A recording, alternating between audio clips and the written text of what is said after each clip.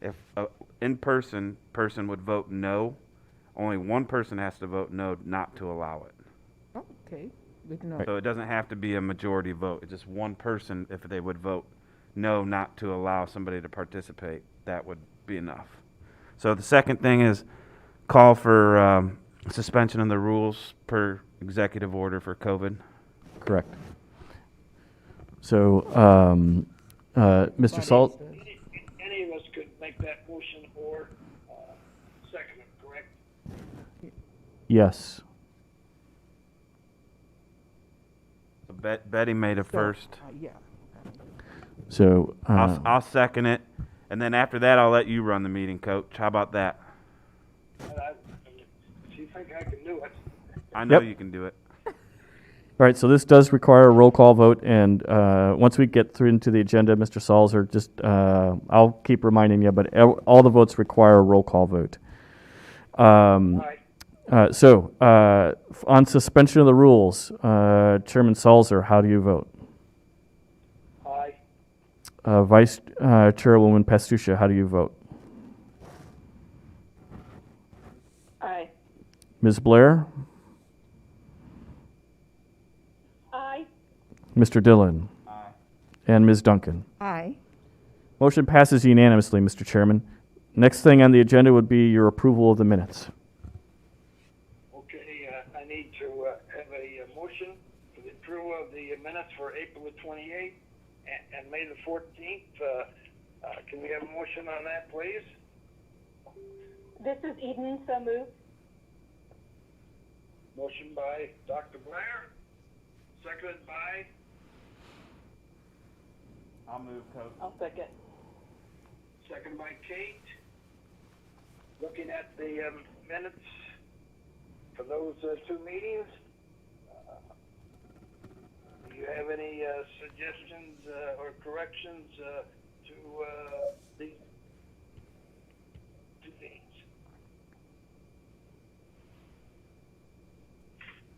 Seeing no corrections, then I'll call for the voice vote. Now, we're going to go chairman, or Yep. are you going to wait until we?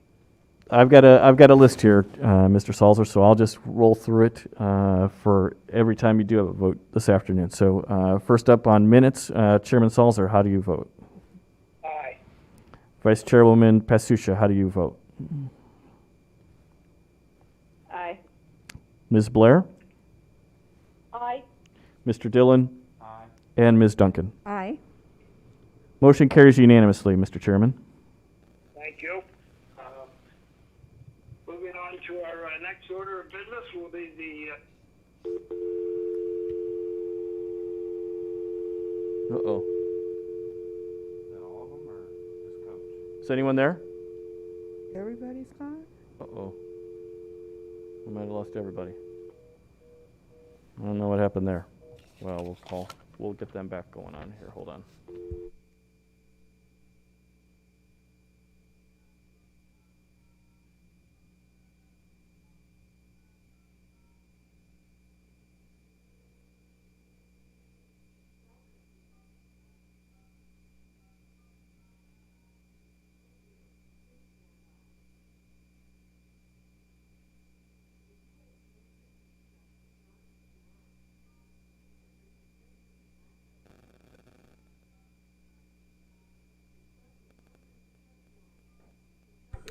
For those watching, we lost the phone call communications with the three board members, so we're trying to bring them back on to continue the meeting. Now begin. You can record your call by pressing *2 at any time to start or end a recording.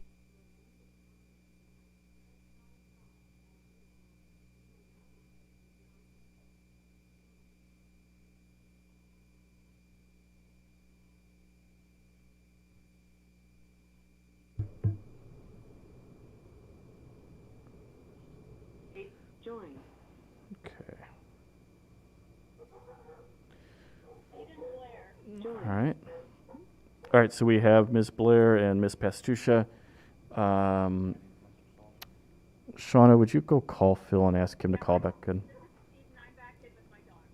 That's not a problem. Something happened on our end. I swear I did not touch any buttons. No, the call-in number. Yep. Phil's probably still talking, you know.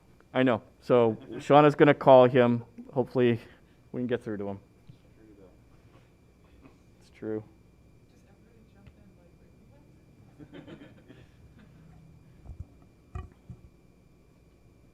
Oh, Salzer's calling right here.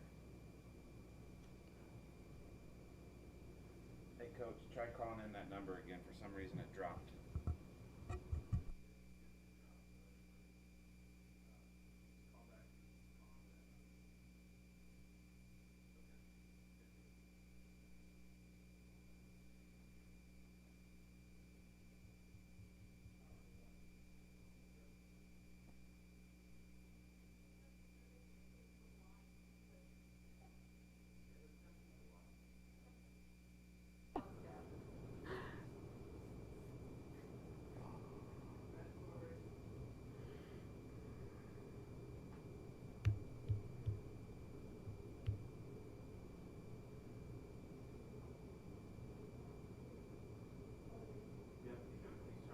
Okay, I got his wife. She was gonna tell him to call back. I called the house phone because I couldn't get through on the other line.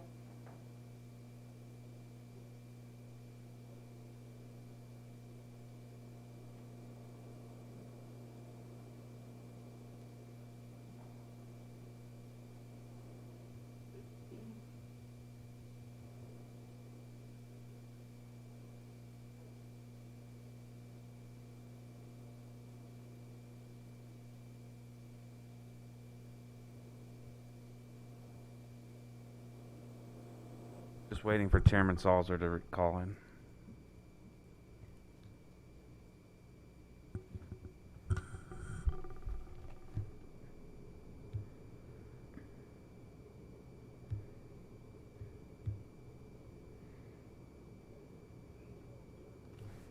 All right. Well, miracles never cease to happen with technology, does it? Not at all. Am I with all you people again? Yes, sir. Did we all get cut off or just me? Everyone got cut off. Okay. I was asking about Brian Johnson, and I can't, I don't know who's in the room. Was Brian there? Did he want to make any comments, or did anyone want to report anything else under the Greater Peoria Sanitary District? Mr. Chairman, Mr. Johnson's not here today. He let me know in advance this morning that he had a conflict, and he apologizes. If there's any questions from the committee, I'll make sure those get relayed back to him, and he'll be happy to answer them. He will be at the executive committee next month for sure, as there will be an action item on the executive committee next month that deals with the sanitary district, and that we will talk about later on under informational at this committee as well. Under the next item down there under Dry Run Creek. Okay. Does anybody have any question that Scott could maybe relay and answer for you sometime? Okay, I'm going to move on to the next item before we get something else happening to us. Facilities master plan, and is Dan there? No, I believe he's on furlough this week, Mr. Chairman. So I'll. Maybe you can update him a little bit, because we did such a good job on that hot water thing, and I'd like to have everybody on the committee know that Dan proceeded with a couple other projects down there connected with that, where we were able to save some money, and so he pursued doing some other things with the chiller and a new pump and so forth. Can you? Yeah, happy to do that, Mr. Chairman. So if the committee recalls, the bid award for the domestic hot water pipe replacement project was significantly lower than what we had budgeted. In the meantime, we had one of our two chilled water pumps for this building go bad to the point where it could not be repaired. It had to be replaced. Just on a layperson description or summary. A chilled water pump pumps water from our chillers, which are the building's air conditioners, to various parts of the building. And there's really two zones. There's the zone that was the original construction back in the 60s, and then the other zone that was the addition built in the late 80s, early 90s. The pump that is for the zone that covers the original part of the building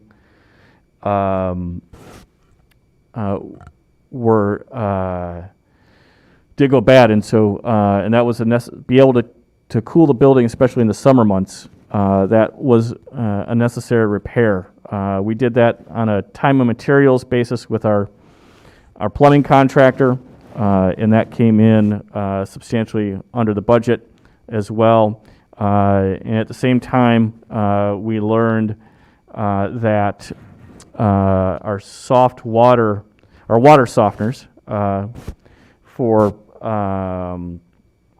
also need to be replaced. And so, yes, Mr. Dillon. Apparently talk on there, but they cannot hear us. Huh. That's odd. What about now? Can you hear us now? Can you hear them now, Coach?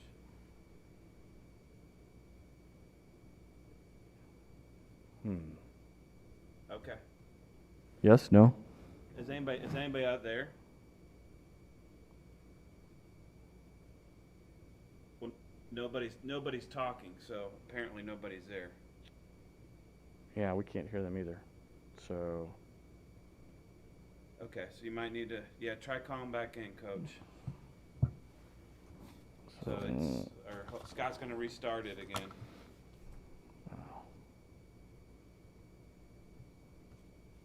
this is a mess. Okay.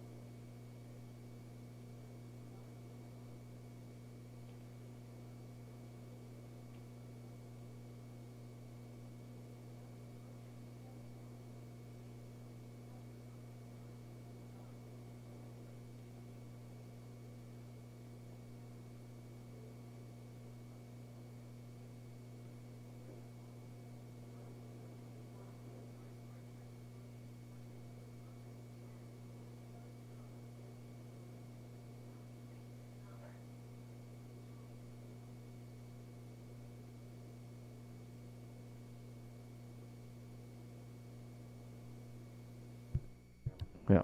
So we're back in. We'll see who else gets back. Joined. How about the Joined. others in yet? Phil Salzer rejoined. Eden Blair's rejoined. Now we're waiting for Kate Pastusa to rejoin. Sorry for those viewing. So, Kate joined. all right, we've got everybody back. So we've got the quorum and so forth. There's 5 of us now. Yep, we're good. We're good.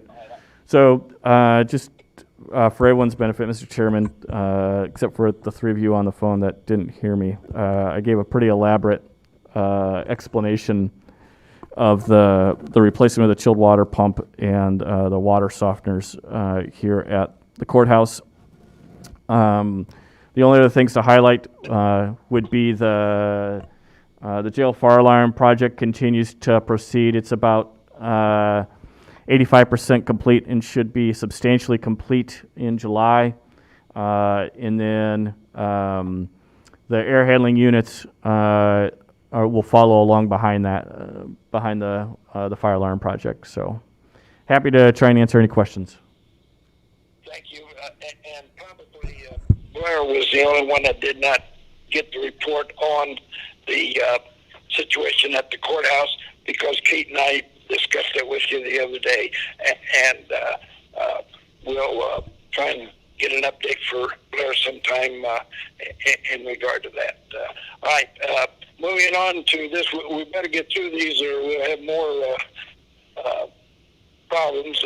The Joy Run Creek erosion mitigation project down there, and I don't know whether you want either Amy or Jeff to make any comments, and I don't know whether they're on the hookup or not, but I know Jimmy knows a lot about this as well. But Scott, why don't you proceed with it? All right, Mr. Chairman, I'll tee this up, and then Ms. McLaren is here if you've got questions, and so we'll be happy to answer them. So just to summarize what's in the agenda briefing, for those of you that aren't aware, Dry Run Creek is the creek that runs along Farmington Road and comes up through Bradley Park. Its watershed is roughly the entire city above the bluff south of Glen Avenue, maybe a little bit further north of that, but just in general. So all the storm water that is collected in the city above the bluff south of Glen Avenue makes its way to Lower Bradley Park through Dry Run Creek and eventually flows into Kickapoo Creek south of Farmington Road. Back in the mid-'90s, there was a USDA-funded project to make improvements to the stream bank to prevent erosion. Last October, November, we had a substantial rain event that caused flash flooding and caused much of that stream bank stabilization to actually get washed away in some places. Specifically, west of Swords Avenue, which is a county-owned road in West Peoria, and it damaged the stream banks of private property, including Peoria Disposal Company. And currently, the PDC's refueling station for their garbage trucks, which is a compressed natural gas fueling station, is actually potentially being threatened because of the erosion.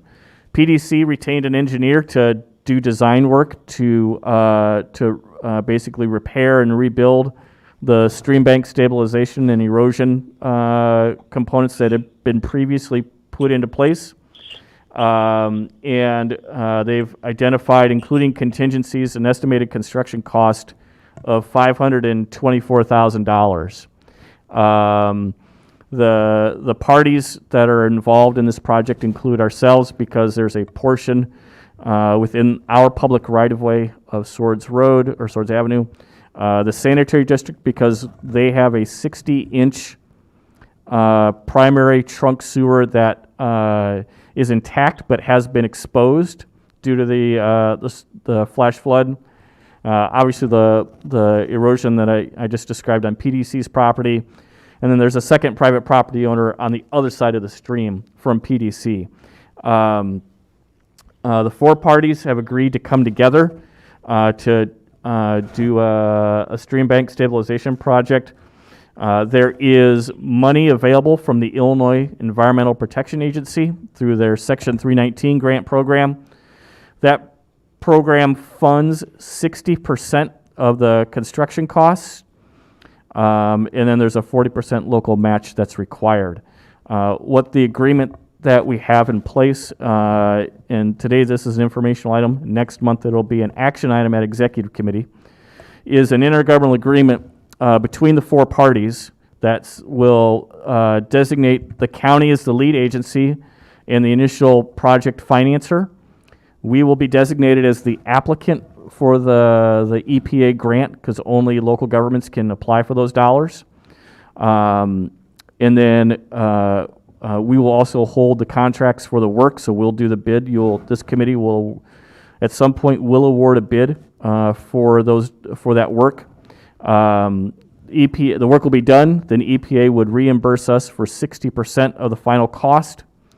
And then the agreement that we'll bring forward next month will divide the 40% local match proportionally between the county, the sanitary district, PDC, and the other private property owner. Amy estimates that our maximum out of pocket when we're all said and done is probably in the $20,000 to $40,000 range. We're recommending that the source of funds that we front load this project with and then get reimbursed by would be the County State Capital Improvement Fund, which is otherwise known as the Keystone Fund. And so revenues from the grant and revenues from PDC, the sanitary district, and the other private property owner would be booked as revenues in that fund. Right now, we are recommending that our share of the local match come from the county bridge fund. But as I said, we've got to write up all the intergovernmental agreement in the next month or so, of which PDC is also financing. So they're financing all the legal work to prepare all the legal documents. The state's attorney's office will review those before they come forward. And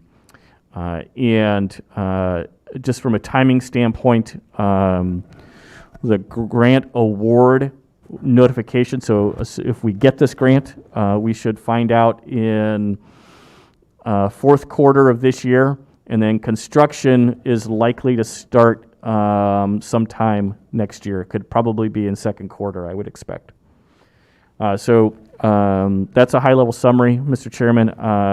Mr. Dillon has been intimately involved because it's in his county board district.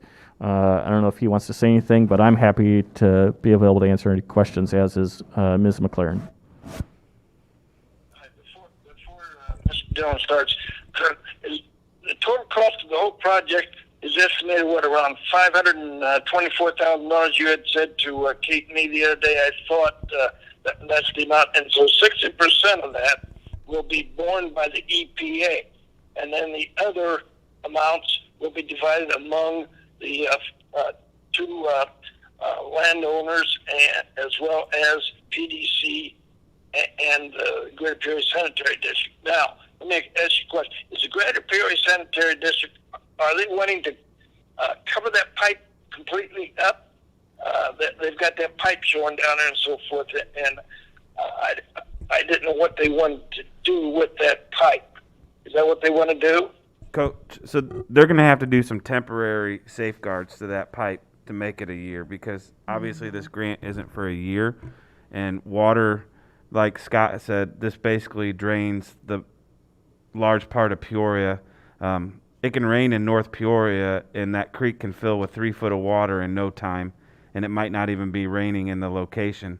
Part of what makes the Greater Peoria Sanitary District a unique district is that they use, between the Kickapoo Creek and the Dry Run Creek, created natural cutways to put sewer in, so that you didn't have to dig deep sewer pipes and build pump stations all throughout the city.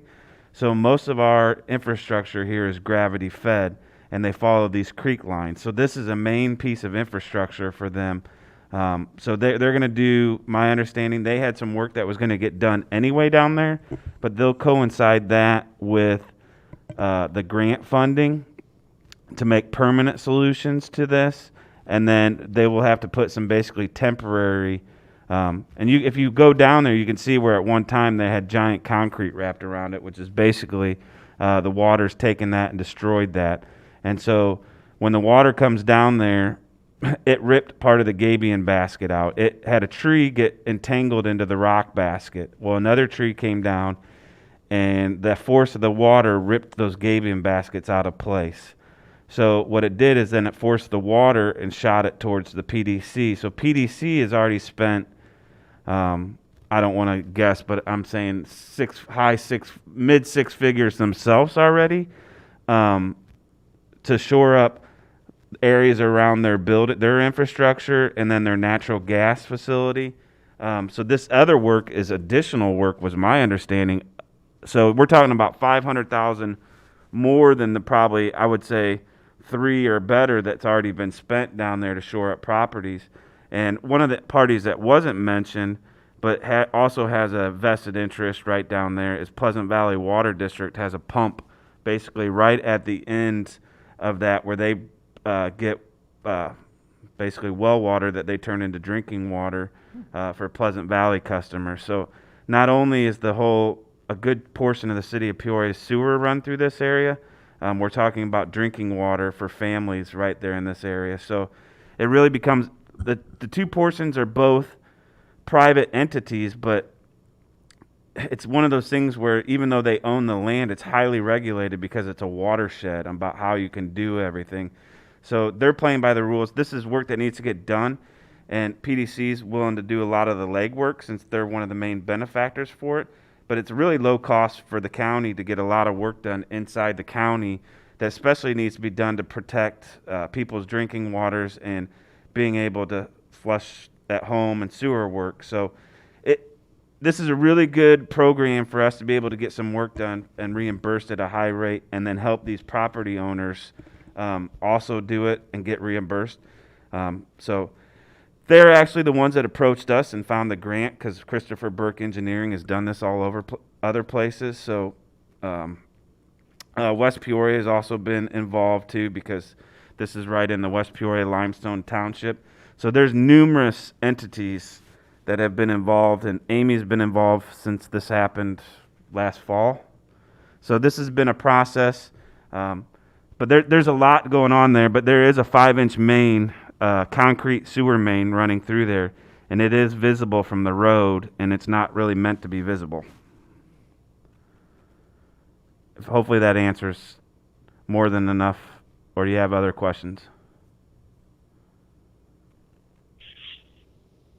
Questions? Yeah, I do. This is Betty. So that temporary fix, that should be sufficient to hold until we are able to do a more permanent fix? Yeah, Jimmy, you mentioned, So that temporary fix, this is a high infrastructure area for the sanitary district. So the day that we were down there, Mr. Johnson, his team, board members from the sanitary district, and their engineer staff were down there. So this is one of their main assets. So they will do some sort of infrastructure to keep it. This is something they probably drive by every day just to keep an eye on to make sure conditions don't change down there, because as you can see with the water, things can change overnight. And like that heavy storm that we did, the landscape down there, that heavy storm we had yesterday, the landscape down there probably looks different from the day before from the amount of water going there. So that was one of the questions that was brought up. We're applying for a grant with engineering for a year from now. What's it look like a year from later? So this will be something that I'm sure Mr. Johnson and his team, being one of their primary assets, will be looking at. And I don't know what the temporary solution is, but this helps them out as another government body to recoup some of the costs that they're going to have to make an investment anyway, which is beneficial because then they can change that money and put it towards other infrastructure projects. So it's really a win-win all the way around for Peoria County to be able to invest this money, because it was something that no party, especially the two private entities, were looking to spend. I'm sure PDC had nowhere on their radar to spend this kind of money to shore up a piece of property down there, but it's the original PDC property and has been in the company and family since the 40s or 50s, I think they said. Sorry, I keep looking at Amy to make sure that I'm not saying anything wrong. So, but they said that PDC and their engineering firm said they would be happy to come speak on it if need be to the group to answer any questions. I told them it was so potentially they'll be here in a month if we want them here in a month if you have any questions. Hopefully I answered it. yeah, my concern was just that it would hold up until we're able to get in there and do a permanent fix.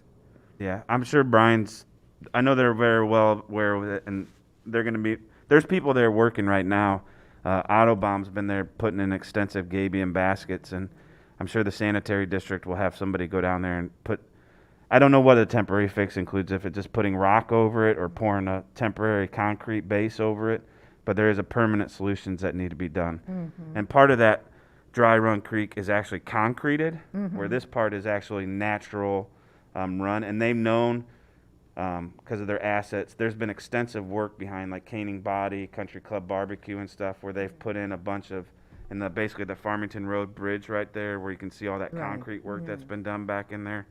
So it's been extensive work that they've already done through there, the sanitary district, because this is again their main one of their main investments. Great. Yeah.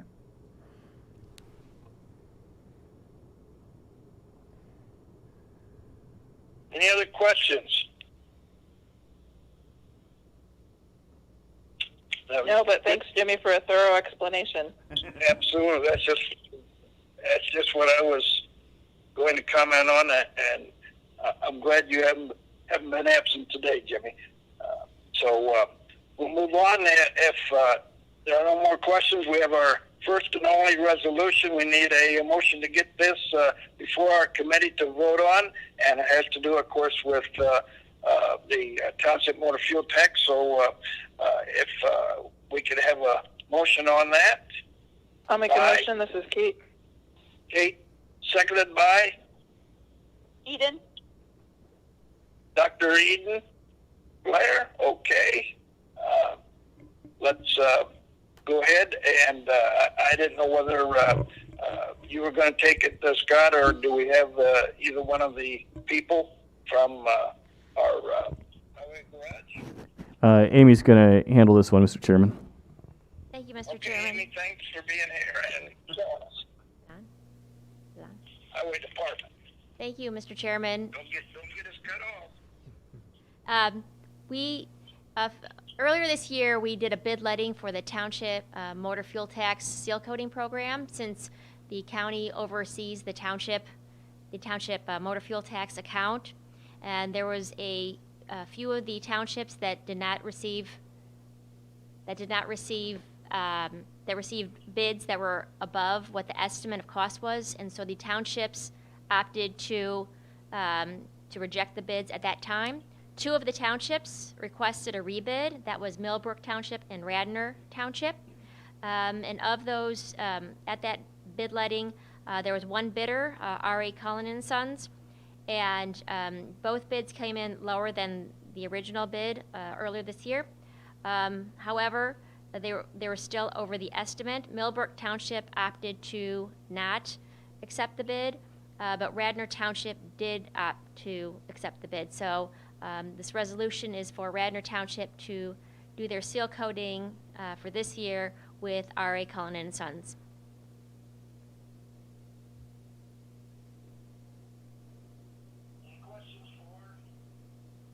This usual process that is followed with handling the township motor fuel tax. Our highway engineer, Amy, has done a good job of working with these people and so forth. If there are no questions, I'm going to call for the resolution to be voted on, and it has to be by a roll call vote. Call the roll. Chairman Salzer. Aye. Vice Chairwoman Pastusha. Aye. Ms. Blair. Aye. Mr. Dillon. Aye. Ms. Duncan. Aye. Motion passes unanimously, Mr. Chair.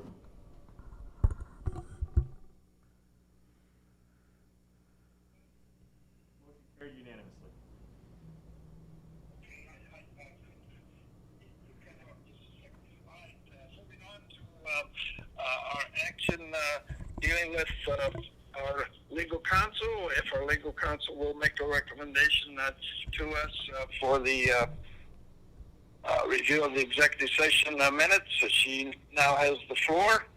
Thank you, Mr. Chairman. After reviewing the list of executive session minutes, it is, as it has been in the past. Every 6 months when we do this, it is the recommendation of the state's attorney's office that all previously held minutes continue to be held, as the need for confidentiality still does exist, and to destroy executive session audio recordings that are more than 2 years old, except for those that relate to pending litigation. That's the recommendation of the state's attorney.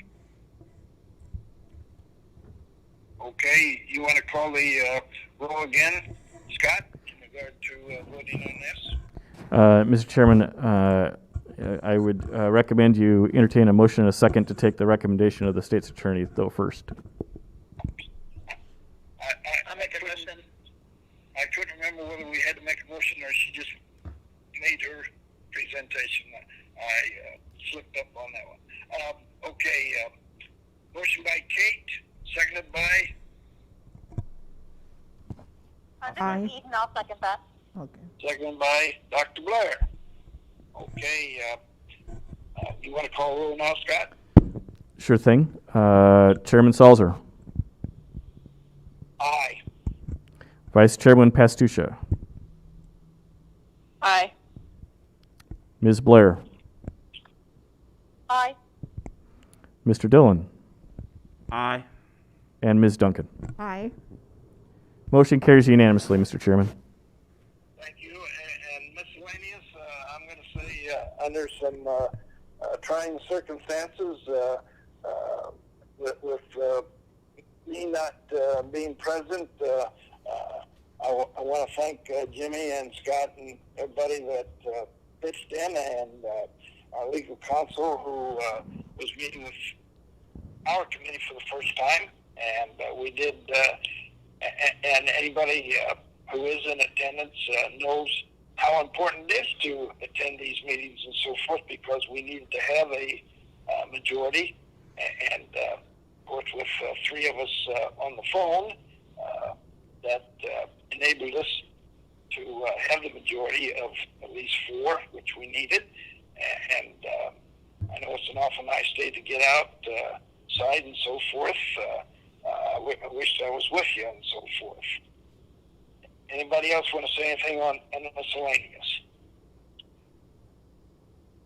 Then I can say this meeting is adjourned. And Scott, I'm going to call you in a few minutes. Okay? Thanks. Kate left. Eden All left. right. Meeting has been adjourned. I'll do that.